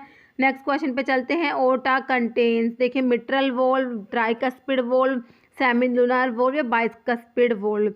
देखिए हार्ट में जो होते हैं मेनली 4 टाइप्स के वॉल्व होते हैं, ठीक है। तो ये वही वॉल्व है, tricuspid valve, mitral valve, semilunar valve, ठीक है, ओटिक वॉल्व भी होता है। तो आपसे जो पूछा है ओटा जो है इसमें कौन सा वॉल्व होता है, ठीक है। देखिए ओटा के अंदर सेमिलुनार वॉल्व होते हैं, ऑप्शन सी आपका राइट हो जाएगा। देखिए ओटा जो है ये क्या होता है, लार्ज आर्टरी होती है that carry oxygen rich blood from left ventricle और the heart to the other part of the body, ठीक है। जो ओटा है ये जो क्या होता है, लार्जेस्ट आर्टरी, सबसे बड़ी आर्टरी होती है ओटा। और ये ओटा क्या करती है, ऑक्सीजन रिच ब्लड जो होता है, ऑक्सीजनेटेड ब्लड जो होता है हमारे हार्ट में, तो ऑक्सीजनेटेड ब्लड को ये क्या करती है, लेफ्ट वेंट्रिकल से, हार्ट के लेफ्ट वेंट्रिकल से सारे के सारे बॉडी पार्ट्स में लेके जाती है, ठीक है। तो ओटा जो है लार्जेस्ट आर्टरी हमें याद रखनी है, और इसका काम क्या है, ये ऑक्सीजनेटेड ब्लड को क्या करेगी, लेफ्ट वेंट्रिकल से जो बॉडी पार्ट्स है वहाँ पर लेके जाती है, ओके। और इसका वाल्व हमारा हो गया सेमिलुनर वाल्व, ठीक है। एक बार ये जो वाल्व है हार्ट के, हम एक बार इनके बारे में देख लेते हैं। देखिए एक होता है ट्राइकस्पिड वॉल्व होता है। ट्राइकस्पिड वॉल्व जो होता है ये कहाँ प्रेजेंट होता है, ये होता है right atrium and right ventricle के बीच में होता है ट्राइकस्पिड वॉल्व, ठीक है। इसको राइट एट्रियो वेंट्रिकुलर वॉल्व भी बोल सकते हैं, ठीक है। एक होता है pulmonary valve. Pulmonary valve located होता है between right ventricle and the pulmonary artery, ठीक है। पल्मोनरी आर्टरी और राइट वेंट्रिकल के बीच में जो वाल्व है वो कौन सा है, पल्मोनरी वाल्व होता है, ओके। देखिए सारी की सारी आर्टरी में ऑक्सीजनेटेड ब्लड होता है, लेकिन pulmonary arteries are the only arteries which carry deoxygenated blood. ये बात आपको याद रखनी है, ठीक है।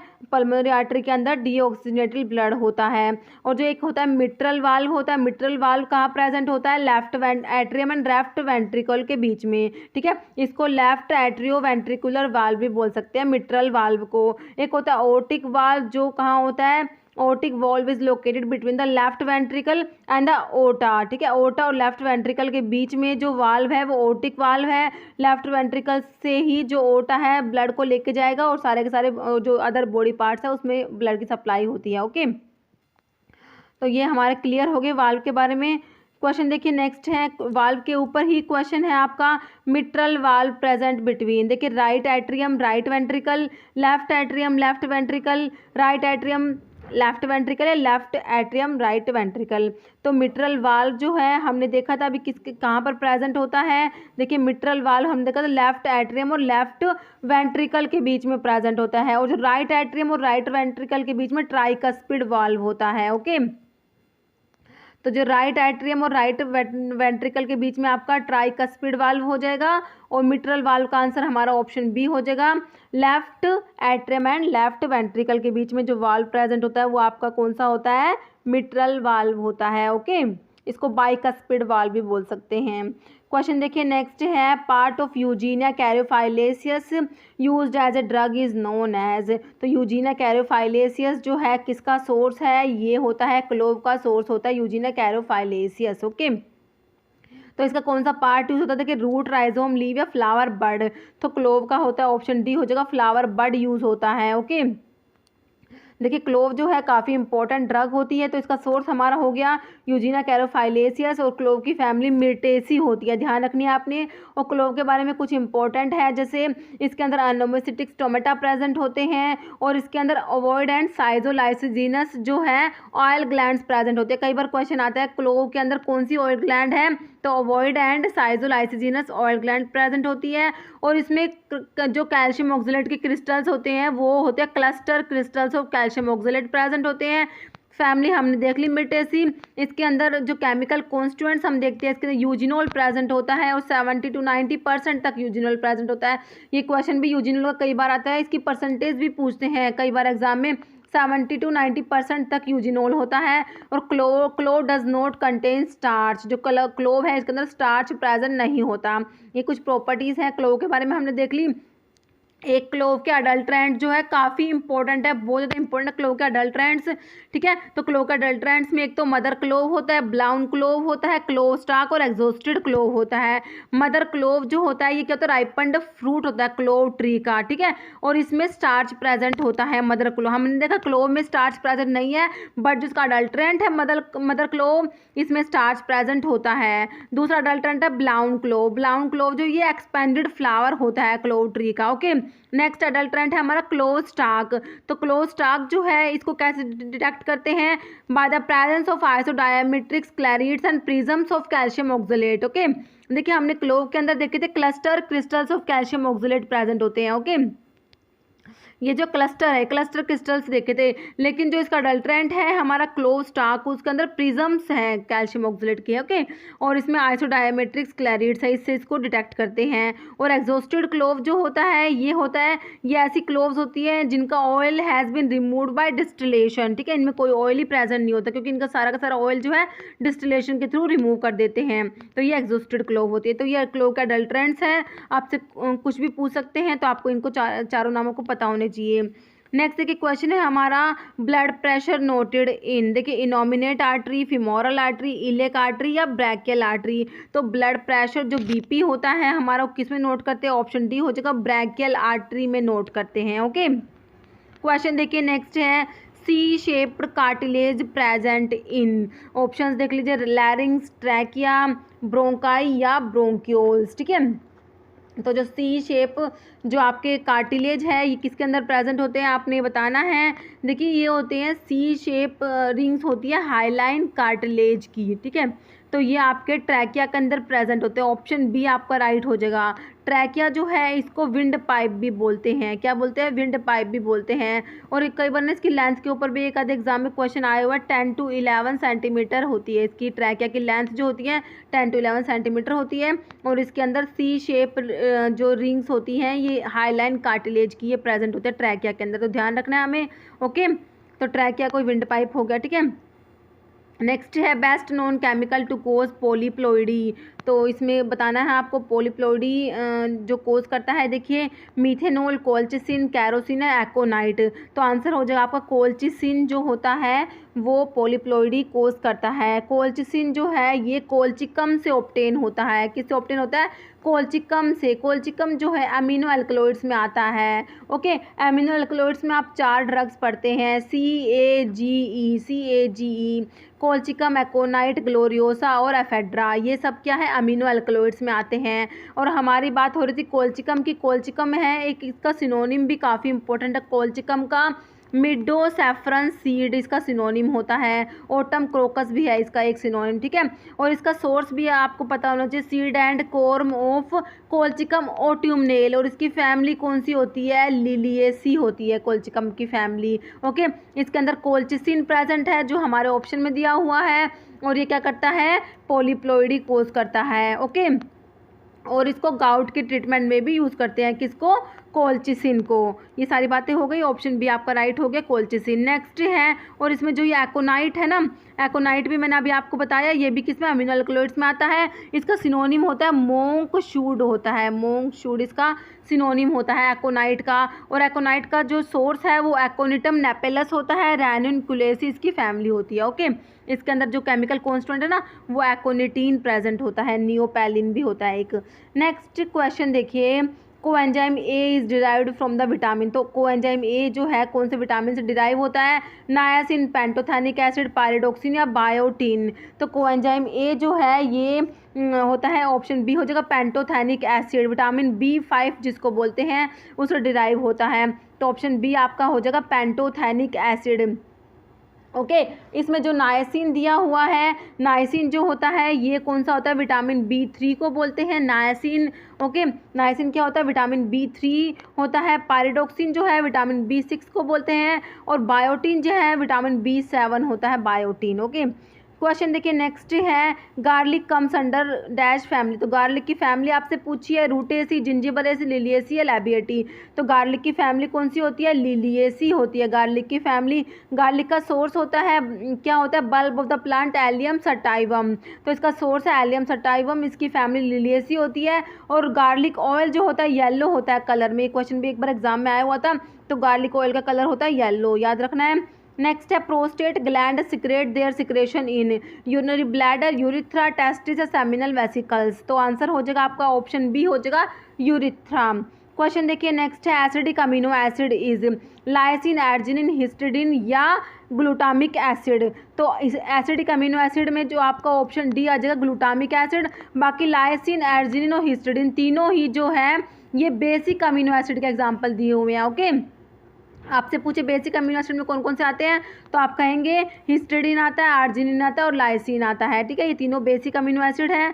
देखिए बेसिक अमीनो एसिड्स जो होते हैं, एक तो एसिडिक अमीनो एसिड, एक बेसिक अमीनो एसिड। तो बेसिक अमीनो एसिड जो है देखिए कंटेन 2 और मोर नाइट्रो NH ग्रुप और nitrogen atom that act as base, that is can, ये जो प्रोटॉन से बाइंड कर सकते हैं। इसलिए जो फिजियोलॉजिकल पीएच है उस पे basic amino acid positively charge होते हैं। क्वेश्चन कई बार पूछ लेते हैं कि फिजियोलॉजिकल पीएच पे बेसिक अमीनो एसिड कैसे होंगे, तो पॉजिटिवली चार्ज होंगे। और एसिडिक अमीनो एसिड का आप देखेंगे हम नेगेटिवली चार्ज हो जाएंगे वो। ठीक है, तो इसके एग्जाम्पल हमने देख लिए, हिस्टिडीन हो गया, लाइसिन हो गया और एर्जिनिन हो गया। ओके, और जो एसिडिक अमीनो एसिड होते हैं ये मैंने आपको बता ही दिया, फिजियोलॉजिकल पीएच पे नेगेटिव चार्ज कैरी करेंगे। और इसमें एस्पार्टिक एसिड आता है, एक हमारे ऑप्शन में ग्लूटामिक एसिड दिया हुआ था, ग्लूटामिक एसिड और एस्पार्टिक एसिड आता है इसके अंदर एसिडिक अमीनो एसिड में। ओके, क्वेश्चन देखिए नेक्स्ट है, milk secretion stimulated by, options देख लीजिए, ऑक्सीटोसिन, रिलैक्सिन, प्रोजेस्टेरोन या प्रोलैक्टिन। तो मिल्क के सिक्रेशन को स्टिमुलेट करेगा कौन सा हार्मोन करेगा, ये आपने बताना है। तो ये आपका प्रोलैक्टिन होता है जो मिल्क के सिक्रेशन को स्टिमुलेट करता है। ठीक है, और अगर देखिए ऑक्सीटोसिन भी जो है ये भी मिल्क से रिलेटेड हार्मोन है। तो ऑक्सीटोसिन जो होता है, ऑक्सीटोसिन फैसिलिटेट करता है milk ejection from the memory gland during lactation. ठीक है, मिल्क इजेक्शन को जो स्टिमुलेट करेगा वो तो आपका ऑक्सीटोसिन हो जाएगा, और मिल्क के सिक्रेशन को जो स्टिमुलेट करता है वो आपका हो जाएगा प्रोलैक्टिन। ओके, अभी कहाँ कहाँ से रिलीज होते हैं, देखिए ऑक्सीटोसिन जो होता है हमारी पोस्टीरियर पिट्यूटरी से सिक्रेट होता है। पोस्टीरियर पिट्यूटरी से हम दो हार्मोन पढ़ते हैं, ऑक्सीटोसिन और वैसोप्रेसिन पढ़ते हैं। वैसोप्रेसिन जो एंटी डाययूरेटिक हार्मोन होता है। ओके, तो ये दोनों पोस्टीरियर पिट्यूटरी सीक्रेट होता है। प्रोलैक्टिन जो होता है ये एंटीरियर पिट्यूटरी सीक्रेट होता है। ओके, ये ध्यान रखना आपको। नेक्स्ट क्वेश्चन देखिए, odontoid process present in atlas, axis, scapula या क्लैविकल। तो ओडंटोइड जो प्रोसेस है ये किस में प्रेजेंट होती है, ये एक्सिस में प्रेजेंट होती है। देखिए फर्स्ट सर्वाइकल वर्टिब्री जो होती है वो आपकी एटलस होती है, सेकंड सर्वाइकल वर्टिब्री आपकी एक्सिस होती है। तो एक्सिस जो होती है उसी में ओडंटोइड प्रोसेस प्रेजेंट होती है। देखिए ओडंटोइड प्रोसेस जो होती है प्रोजेक्शन होता है एक्सिस का, ये सेकंड सर्वाइकल वर्टिब्री। ठीक है, तो ये सर्वाइकल वर्टिब्री होती है सेकंड वाली, और फर्स्ट वाली हमारी कौन सी होती है, एटलस होती है। तो ये भी सिंपल सा क्वेश्चन पूछ सकते हैं। स्कैपुला जो है इसमें ऑप्शंस में दिया हुआ है कोलर, जो ये स्कैपुला जो है शोल्डर बोन को बोलते हैं। ठीक है, शोल्डर बोन स्कैपुला होती है, क्लेविकल जो है कोलर बोन होती है। ओके, क्वेश्चन देखिए नेक्स्ट है, कोलर बोन इज, तो वही क्वेश्चन है देखिए, क्लेविकल, मैन्यूब्रियम, एक्सिस या स्कैपुला। तो कोलर बोन जो है क्लेविकल होता है, ऑप्शन ए राइट हो जाएगा। स्कैपुला शोल्डर बोन हो गया, एक्सिस जो हमारा अभी हमने देख ही लिया, ओडंटोइड प्रोसेस प्रेजेंट होते हैं, सेकंड सर्वाइकल वर्टिब्री होती है, एक्सिस। मैन्यूब्रियम जो है, देखिए मैन्यूब्रियम क्या होता है, जो मैन्यूब्रियम जो है एक स्टर्नम का पार्ट है। स्टर्नम जो होती है, स्टर्नम डिवाइड होती है anatomically into 3 segment, manubrium, body, xiphoid process. तो ये तीनों पार्ट्स होते हैं स्टर्नम के। ओके, क्वेश्चन देखिए नेक्स्ट है, head of femur fitted in, option देखिए, glenoid cavity, olecranon fossa, acetabulum cavity या कोरोनॉइड फोसा।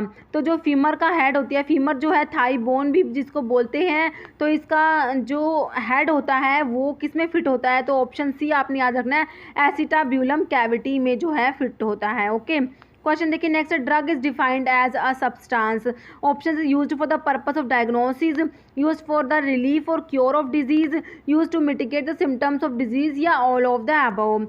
तो ऑप्शन जो है आपका डी हो जाएगा, all of the above. Okay, next है Krabbe's disease occur due to defect in option है beta glucosidase, beta galactosidase, स्टिंगोमाइलिन metabolism या हेक्सोज अमीनिडेज ए। तो क्रेबेज डिजीज जो होती है तो कौन सा एंजाइम में डिफेक्ट की वजह से होती है? ऑप्शन बी हो जाएगा बीटा गैलेक्टोसिडेज एंजाइम जो होता है उसमें डिफेक्ट होने की वजह से क्रेबेज डिजीज होती है। ओके, क्वेश्चन देखिए नेक्स्ट है pharmacopoeia is an official code containing option देखिए selected list of established drug, description of the physical properties of drug listed, next option में description of the test for identity purity and potency of drug listed या all. तो सारी ही सही है, option D हो जाएगा all of the above. Okay, stand is directly involved in the synthesis of all of the following except, इनमें से एक को छोड़ के सभी की सिंथेसिस में डायरेक्टली इन्वॉल्व है। तो किस में इन्वॉल्व नहीं है? प्रोटीन में। ठीक है, देखिए डीएनए से अनदर डीएनए स्ट्रैंड बनता है, डीएनए से डीएनए बनता है, ठीक है, डीएनए से आरएनए बनता है, ठीक है, फिर आरएनए से प्रोटीन बनता है ना। तो प्रोटीन मॉलिक्यूल की सिंथेसिस में डायरेक्टली इन्वॉल्व नहीं होता, तो इसलिए आपका ऑप्शन जो है बी हो जाएगा राइट। नेक्स्ट है कोकिनियल कंटेन ऑप्शन देखिए कार्मिनिक एसिड, कैफीन, सिट्रिक एसिड या नन ऑफ द अबव। ठीक है, तो कोकिनियल जो है इसके अंदर कार्मिनिक एसिड प्रेजेंट होता है। ऑप्शन जो है आपका ये ए राइट हो जाएगा। कार्मिनिक एसिड जो है ये सी ग्लाइकोसाइड में आता है, ये भी इम्पोर्टेंट है। ओके, सी ग्लाइकोसाइड होता है ये। क्वेश्चन देखिए नेक्स्ट है which of the following element is required for contraction of muscles. तो मसल्स जो है उसके कॉन्ट्रैक्शन के लिए कौन सा एलिमेंट रिक्वायर्ड है? सोडियम, मैग्नीशियम, कैल्शियम या मैग्नीज। ये कैल्शियम होता है, ऑप्शन सी राइट हो जाएगा। नेक्स्ट है insulin is usually classified as protein, amino acid, phospholipids या एंजाइम। तो इंसुलिन जो है ये किस में आता है? प्रोटीन्स में आता है, अमीनो एसिड का बना होता है, ऑप्शन ए राइट हो जाएगा।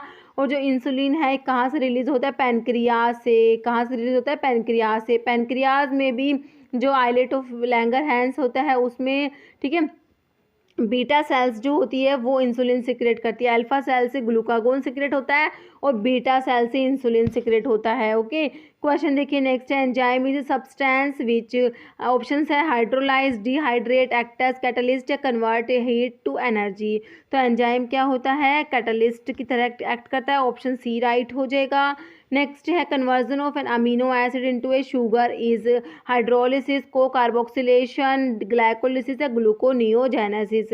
तो इसमें क्या है? अमीनो एसिड कन्वर्ट हो रहा है शुगर में, मतलब क्या वही है जो आप डेफिनेशन पढ़ते हैं किसकी? ग्लाइकोजेनेसिस की। ठीक है, synthesis of glucose from non carbohydrate source. ठीक है, तो ये ऑप्शन जो है आपका ग्लूकोनियोजेनेसिस बिल्कुल राइट हो जाएगा। ओके, नेक्स्ट है माओ इज क्लासिफाइड एज ए। ठीक है, तो माओ क्या है? Protein inhibitor, complexing agent, enzyme या हार्मोन। तो MAO जो माओ होता है ये एक एंजाइम होता है, ऑप्शन सी राइट हो जाएगा। देखिए माओ जो है ये माइटोकॉन्ड्रियल एंजाइम होता है involve in the oxidative deamination of biogenic amines, जैसे कौन कौन सी? एड्रेनलिन है, नोर एड्रेनलिन है, डोपामिन है, 5 हाइड्रोक्सी ट्रिप्टामिन जिसको सीरोटोनिन भी बोलते हैं। ओके, तो इसकी माओ जो है इसकी 2 आइसो एंजाइम फॉर्म होती है। माओ मोनो अमीनो ऑक्सीडेज इसकी फुल फॉर्म होती है माओ की, और इसमें एक माओ ए इसकी आइसोएंजाइम फॉर्म होती है, एक माओ बी होती है। ओके, देखिए माओ ए जो है ये प्रिफरेंशियली डीएमिनेट करती है 5 हाइड्रोक्सी ट्रिप्टामिन जिसको सीरोटोनिन बोलते हैं और नोर एड्रेनलिन, इन दोनों को। और जो माओ ए इनिबिटर्स में आपके मोक्लोमिबाइड आता है, क्लोरगाइलिन आता है। ओके, ये माओ ए इनिबिटर होते हैं। और जो माओ बी है, माओ बी प्रेफरेंशियली डीएमिनेट करता है किसको? फिनाइलथाइलामीन को, और इसकी ये माओ बी इनिबिटर में आपका सिलिजिलिन आता है। ओके, और डोपामिन जो है इक्वली डिग्रेड होता है by both iso enzymes. Okay, और एक आपके इंपॉर्टेंट है कि नॉन सेलेक्टिव माओ इनिबिटर पे भी कई बार क्वेश्चन आता है, तो इसमें आपकी ड्रग याद करना ट्रेनाइलसिप्रोमिन, आइसोकार्बोक्साजिड और फेनल्जीन, ये 3 ड्रग्स आते हैं किसमें? नॉन सेलेक्टिव माओ इनिबिटर्स में आती है। ओके, नेक्स्ट है deficiency of folic acid will cause. तो फॉलिक एसिड की डेफिशिएंसी से क्या हुआ? देखिए रिकेट्स, नाइट ब्लाइंडनेस, बेरीबेरी या एनीमिया। तो फॉलिक एसिड की डेफिशिएंसी से मेगालोब्लास्टिक एनीमिया हम लोग पढ़ते हैं, तो ऑप्शंस में आपके डी में एनीमिया दिया हुआ है, ऑप्शन डी बिल्कुल राइट हो जाएगा। एनीमिया में भी मेगालोब्लास्टिक एनीमिया कोज करता है। ओके, और देखिए रिकेट्स जो है विटामिन डी की डेफिशिएंसी से होता है। ठीक है, विटामिन डी की डेफिशिएंसी से चिल्ड्रन में तो रिकेट्स होता है, और जो अडल्ट्स होते हैं अडल्ट्स में क्या होता है? ऑस्टियोमलेशिया हो जाता है। ओके, और जो इसमें नाइट ब्लाइंडनेस दिया हुआ है विटामिन ए की डेफिशिएंसी से होता है नाइट ब्लाइंडनेस। बेरी जो है विटामिन B1 थायमिन की डेफिशिएंसी से होता है। ओके, नेक्स्ट है normal value for glucose in blood is, option देख लीजिए 250 to 350 mg%, 200 to 250 mg%, 100 to 200 mg%, या 80 to 120 mg%। तो ऑप्शन डी आपका राइट हो जाएगा, 80 to 120 mg%। नेक्स्ट है and product of hydrolysis of glycogen is, ठीक है, ग्लाइकोजन की जब हाइड्रोलिसिस होती है तो एंड प्रोडक्ट क्या है, देखिए गैलेक्टोज, मैनोज, ग्लूकोज या जाइलोज।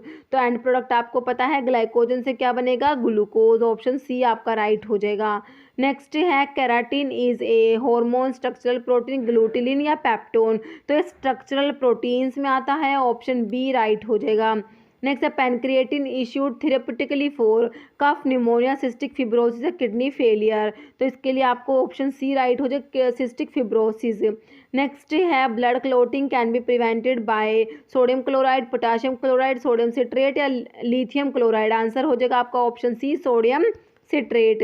नेक्स्ट है deficiency of which of the following vitamin can cause night blindness, कौन से विटामिन की डेफिशिएंसी से नाइट ब्लाइंडनेस होता है। देखिए विटामिन डी, विटामिन के, विटामिन ए या विटामिन ई। तो कौन सा विटामिन है नाइट ब्लाइंडनेस जो कोज करेगा, तो ये हो जाएगा ऑप्शन सी हो जाएगा, विटामिन ए की डेफिशिएंसी से होता है night blindness. Okay, vitamin D का मैंने अभी आपको बता ही दिया था। ओके, और विटामिन के जो है इसकी डेफिशिएंसी से क्या होता है, हैमरेज हो जाता है। देखिए विटामिन के जो है ये रिक्वायर्ड होता है किसके लिए, क्लोटिंग फैक्टर्स होते हैं उनके एक्टिवेशन के लिए। कौन कौन से क्लोटिंग फैक्टर होते हैं, 2, 7, 9, 10 आपको याद करने होते हैं।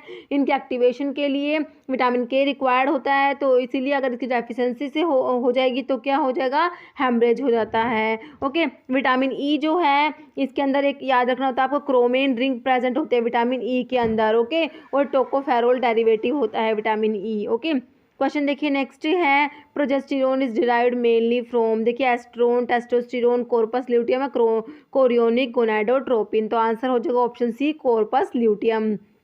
नेक्स्ट है सोडियम हाइड्रोक्साइड इज, तो सोडियम हाइड्रोक्साइड जो NaOH होता है उसकी बात हो रही है। इफ्लोरिसेंट है, वेरी डेलिक्वेसेंट, हाइग्रोस्कोपिक या ओल। तो ये डेलिक्वेसेंट होता है, ऑप्शन बी राइट हो जाएगा। ठीक है, सोडियम हाइड्रोक्साइड क्या डेलिक्वेसेंट। देखिए डेलिक्वेसेंट सब्सटेंस क्या होते हैं, देखिए डेलिक्वेसेंट सब्सटेंस वो होते हैं these are the solids that can dissolve by absorbing water vapours. ठीक है, वाटर वेपर्स को ये एब्जॉर्ब करके डिजोल्व हो जाते हैं। देखिए ये सब्सटेंस जो डेलिक्वेसेंट सब्सटेंस जो होते हैं absorb moisture from atmosphere until it dissolve in the absorb water and form a solution. ठीक है, ये मतलब ये इतना वाटर एब्जॉर्ब करेंगे कि ये सोल्यूशन में कन्वर्ट हो जाते हैं डेलिक्वेसेंट सब्सटेंसेस जो होते हैं। ओके, जैसे आपने NaOH का एग्जांपल देख लिया। ओके, अभी एक होते हैं इफ्लोरिसेंट सब्सटेंस, ये क्या होते हैं, these are crystals that can lose water molecules that are already present in the molecular structure. ठीक है, ये वाटर लूज करेंगे। एक होते हैं हाइग्रोस्कोपिक सब्सटेंस, हाइग्रोस्कोपिक सब्सटेंस क्या होते हैं, hygroscopic substance are another type of solid matter that can either absorb or absorb water vapour from the atmosphere. ठीक है, ये भी वाटर वेपर्स को एब्जॉर्ब करते हैं एटमॉस्फेयर से, बट देखिए these substance do not dissolve after absorption. ठीक है, जैसे आपके डेलिक्वेसेंट सब्सटेंस सॉल्यूशन फॉर्म कर देते हैं उस टाइप से हाइग्रोस्कोपिक सब्सटेंस में ऐसा नहीं होता कि ये डिजोल्व नहीं हो जाते, बस ये वाटर वेपर्स को एब्जॉर्ब करते हैं। ओके, तो ये थोड़ा सा इनके बारे में ध्यान रखना। क्वेश्चन देखिए नेक्स्ट है disease that is not associated to virus. देखिए एंसेफेलाइटिस, कैनक्रोइड, हेपेटाइटिस या डेंगू। तो कौन सी डिजीज है जो वायरस एसोसिएटेड नहीं है, देखिए वो आपकी कैनक्रोइड हो जाएगी, ऑप्शन बी हो जाएगा कैनक्रोइड। बाकी एंसेफेलाइटिस है तो इसमें भी ये वायरस से एसोसिएटेड है, हेपेटाइटिस भी या डेंगू भी, आपका ऑप्शन जो है कैनक्रोइड राइट हो जाएगा। कैनक्रोइड जो होती है ये एसटीडीज में आती है, सेक्सुअली ट्रांसमिटेड डिजीज में आती है, कोज बाय एक बैक्टीरिया। ठीक है, ये बैक्टीरियल डिजीज है, तो हीमोफिलस डुक्रे जो बैक्टीरिया है वो कोज करता है कैनक्रोइड को। ओके, और डेंगू के बारे में क्या लिखा हुआ है, ये एक मॉस्किटो बोर्न वायरल डिजीज होती है डेंगू, और डेंगू जो वायरस होता है ट्रांसमिट होता है कैसे, फीमेल मॉस्किटो जो होती है mainly of species Aedes aegypti. ठीक है, ये जो होता है इसे ट्रांसमिट होता है ये। Dengue. Next glycerine is option देखिए फ्लोरिसेंट, ह्यूमेक्टेंट, डेलिक्वेसेंट या नन ऑफ द अबव। तो ये ह्यूमेक्टेंट में आता है ग्लिसरीन, ऑप्शन बी राइट हो जाएगा। Next baking soda is sodium carbonate, sodium bicarbonate, sodium hydroxide या सोडियम कार्बोनेट। ओके, तो देखिए बेकिंग सोडा क्या होता है, ये होता है सोडियम बाइकार्बोनेट, ऑप्शन जो है आपका बी राइट हो जाएगा। बेकिंग सोडा होता है सोडियम बाइकार्बोनेट और इसका जो फॉर्मूला होता है सोडियम बाइकार्बोनेट का NaHCO3 होता है, ठीक है। और जो सोडियम कार्बोनेट होता है, ये होता है सोडियम कार्बोनेट, इसको वॉशिंग सोडा भी बोलते हैं, क्या बोलते हैं, वॉशिंग सोडा भी बोलते हैं। और इसका जो फॉर्मूला होता है Na2CO3 होता है, ठीक है। तो इसके थोड़े फॉर्मूले आपके पता होने चाहिए। सोडियम हाइड्रोक्साइड का आपको पता ही है NaOH होता है, कैल्शियम कार्बोनेट CaCO3 होता है।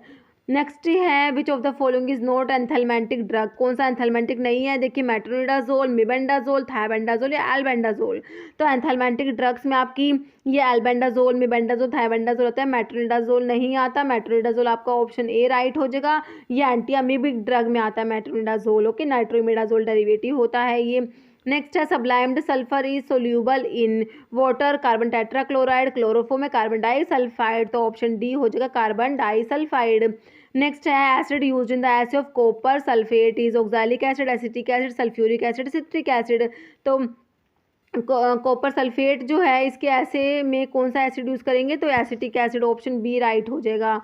क्वेश्चन देखिए नेक्स्ट है photo sensitive substance are stored in white bottles, polythene bottles, amber coloured bottles या पेपर बैग्स। तो ये amber coloured bottles, option C right हो जाएगा।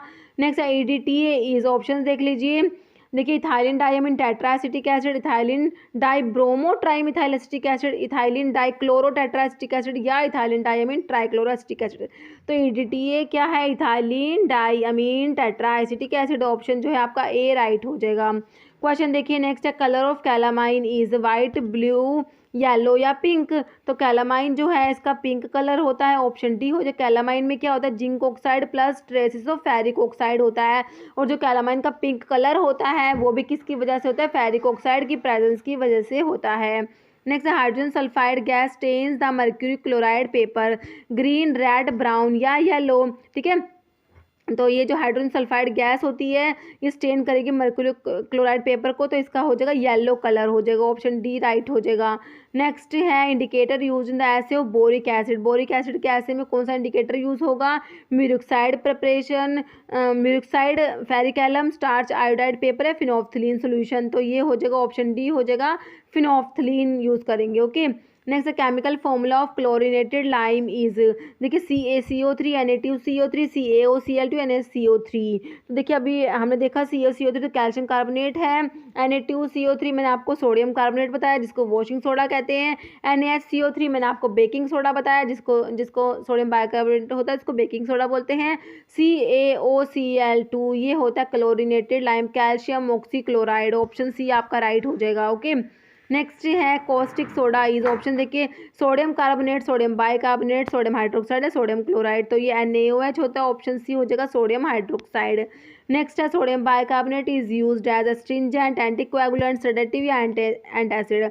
तो सोडियम बाइकार्बोनेट है ये एंटासिड में आता है, ऑप्शन डी राइट हो जाएगा।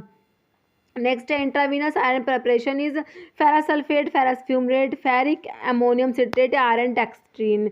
देखिए इंट्रावीनस जो आयरन की प्रिपरेशंस होती है उसमें आपका ऑप्शन डी आ जाएगा। एक तो आयरन डेक्सट्रीन आता है और एक और होता है iron sorbitol citric acid complex आता है, ठीक है। ये दोनों जो है ये इंट्रावीनस आयरन प्रिपरेशंस होती है। बाकी जो फेरस सल्फेट है, फेरस फ्यूमरेट है, फेरिक अमोनियम सिट्रेट आ गया, फेरस ग्लूकोनेट भी आता है, फेरस सक्सिनेट, ये सब ओरल प्रिपरेशंस होती है आयरन की।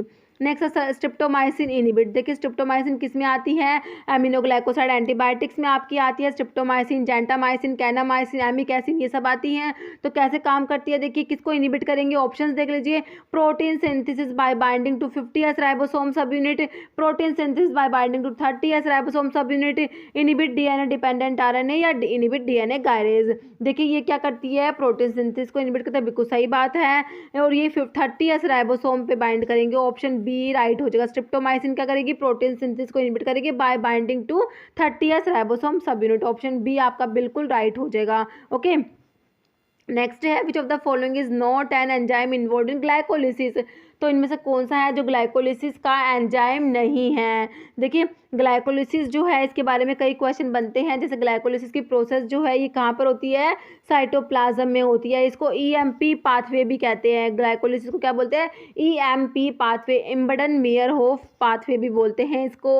ओके, और इसमें देखिए कौन कौन से एंजाइम इन्वॉल्व होते हैं। देखिए ऑप्शंस में आपको इनोलेज दिया हुआ है, डायफोरेज, ग्लिसरोफॉस्फेट डिहाइड्रोजिनेज, पायरुवेट काइनेज। तो देखिए ग्लाइकोलिसिस की प्रोसेस जो अपन पढ़ते हैं, ग्लूकोज से क्या बनता है, ग्लूकोज 6 फॉस्फेट बनता है, फिर क्या बनता है, फ्रक्टोज 6 फॉस्फेट बनता है, फिर फ्रक्टोज 1,6 बाईफॉस्फेट बनता है, उसके बाद डाईहाइड्रोक्सी एसीटोन फॉस्फेट बनता है, DHAP जो होता है, और फिर ग्लिसरल्डिहाइड 3 फॉस्फेट बनता है, उसके बाद 1,3 बाईफॉस्फोग्लिसरेट, 3 फॉस्फोग्लिसरेट, फिर 2 फॉस्फोग्लिसरेट, उसके बाद phosphoenol pyruvate and the last is pyruvate. ठीक है, पायरुवेट बनता है। तो देखिए इसमें डायफोरेज एंजाइम नहीं होता, बाकी इनोलेज होता है, ग्लिसरोफॉस्फेट डिहाइड्रोजिनेज होता है और पायरुवेट काइनेज होता है, लेकिन डायफोरेज एंजाइम नहीं होता। और ऑप्शन बी आपका राइट हो जाएगा। नेक्स्ट है organ of Corti is a part of, देखिए inner ear, external ear, none of these या मिडिल ईयर। देखिए जो ऑर्गन ऑफ कोटाई जो है ये किसका पार्ट होता है, ये इनर ईयर जो होता है उसका पार्ट होता है। ऑप्शन जो है आपका ए राइट हो जाएगा। ठीक है, देखिए जो ईयर है इसके जो आउटर जो देखिए ईयर जो है इसमें आपको पता होना चाहिए आउटर ईयर में कौन सा आता है, आउटर ईयर में आपका आता है पिना जो आता है ना, वो आता है। फिर मिडल ईयर जो होता है उसमें आप ईयर ओसिकल्स पढ़ते हैं, इसमें मैलियस इनकस स्टेपिस आती है। तो अगर आपसे पूछ लीजिए ईयर बोन्स होती है, मैलियस इनकस स्टेपिस जो है ये कहाँ प्रेजेंट होती है, तो मिडल ईयर में। और जो इनर ईयर होता है उसमें वेस्टिब्यूल होता है, उसका एक पार्ट, एक कोक्लिया होता है, एक सेमी सर्कुलर कैनाल्स होता है। ये जो vestibule, cochlea, semi circular canals जो हैं ये किसके पार्ट है, ये इनर ईयर के पार्ट है। इनके ऊपर कई बार क्वेश्चन बनते हैं।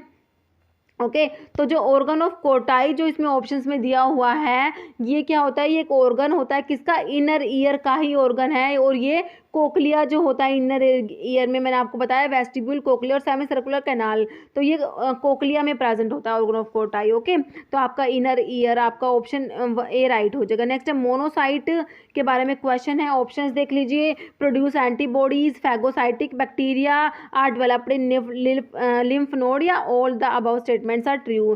देखिए मोनोसाइट्स होती क्या है, मोनोसाइट्स एक टाइप की WBCs होती है, WBCs जिनको क्या बोलते हैं, ल्यूकोसाइट्स बोलते हैं। देखिए WBCs जो होती है इनमें एक तो होती है ग्रैनुलोसाइट्स होती है, एक होती है ए ग्रैनुलोसाइट्स होती है। ठीक है, ग्रैनुलोसाइट्स जो होती है इसमें अपन पढ़ते हैं न्यूट्रोफिल्स होती है, बेसोफिल्स होती है और ईओसिनोफिल्स होती है।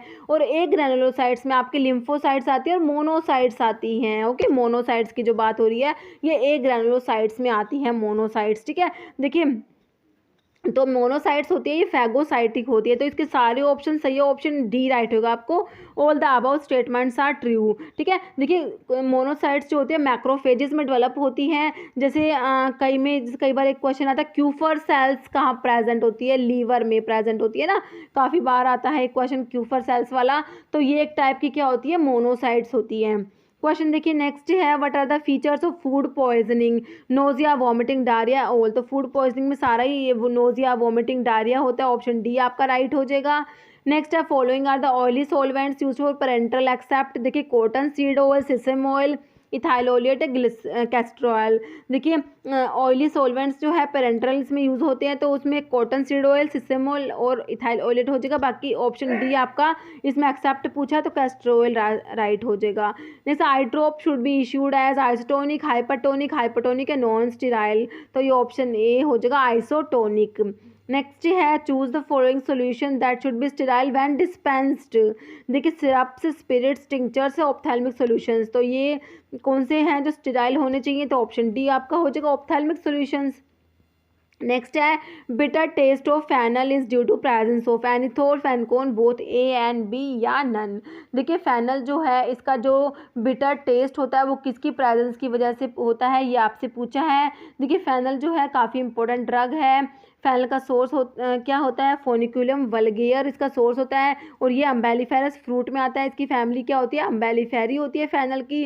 देखिए फेनल के जो केमिकल कॉन्स्टिट्यूएंट्स है उसमें आपका एनिथोल आता है, फेनकोन आता है, ठीक है, ये तो आपको पता है। लेकिन क्वेश्चन में पूछा बिटर कौन सा होता है, तो देखिए आपको याद रखना है जो एनिथोल जो होता है ना फेनल का, तो एनिथोल तो स्वीट होता है। क्या होता है, एनिथोल तो स्वीट होता है, और जो फेनकोन है ये होता है बिटर। तो ऑप्शन बी आपका राइट हो जाएगा, बिटर या पंजेंट भी बोल सकते हैं। तो ये आपका फेनकोन हो जाएगा। फेनकोन जो है एक कीटोन होता है, ओके, जो क्या होता है पंजेंट होता है, बिटर होता है। और जो एनिथोल होता है वो स्वीट होता है, और एनिथोल जो है फिनोलिक ईथर होता है, ओके।